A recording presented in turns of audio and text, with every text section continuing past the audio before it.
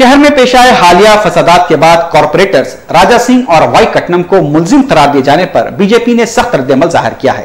रियासती सदर किशन रेड्डी ने मीडिया से बात करते हुए दरियाफ्त किया कि आखिर इन दोनों ने क्या गुनाह किया है। क्या हिंदुओं के त्योहार में हिस्सा लेना गुनाह है? किशन रेड्डी ने इल्जाम लगाया कि कांग्रेस, मजलिस और पुलिस मंसूबाबंद तरीके से पुराने शहर से हिंदुओं को निकालने की कोशिश कर रही है। मुतासरा इलाकों का दौरा करने के लिए आई अखिलती कमीशन का नहीं बल्कि इंसानी हकूक कमीशन का होना चाहिए।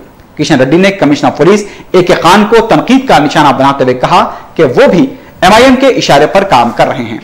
एमआईएम अरकान असेंबली और कॉर्पोरेटर्स शहर में खुलेआम घूम रहे हैं और उन्हें दौरों की इजाजत नहीं दी जा रही है।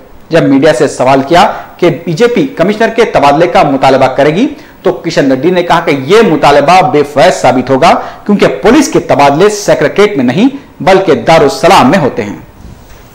ఎవరి హక్కులు సప్రెస్ చేయబడుతున్నారు, ఓల్డ్ సిటీలో ఎవరి ఇల్లు ఖాళీ చేస్తున్నారు, ఎవరి ఆస్తులు స్వాధీనం చేసుకుంటున్నారు, మైనారిటీ కమిషన్ రావాలి। ఎవరు చంపబడుతున్నారు, ఎవరు మంగళసూత్రాలు తెగిపోతా ఉన్నాయి, ఎవరు దేవాలయాల విగ్రహాలు కూలిపోతా ఉన్నాయి, వాళ్ళు చూడడం కోసం రావాలి। ఈరోజు మానవ హక్కుల కమిషన్ రావాలి, మైనారిటీ కమిషన్ కాదు।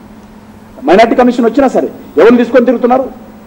మేము ఇంతవరకు మా ఎమ్మెల్యే ఎంపీలు వస్తే తిరగరు, మా ఆఫీస్ కన్నా అరెస్ట్ చేస్తారు।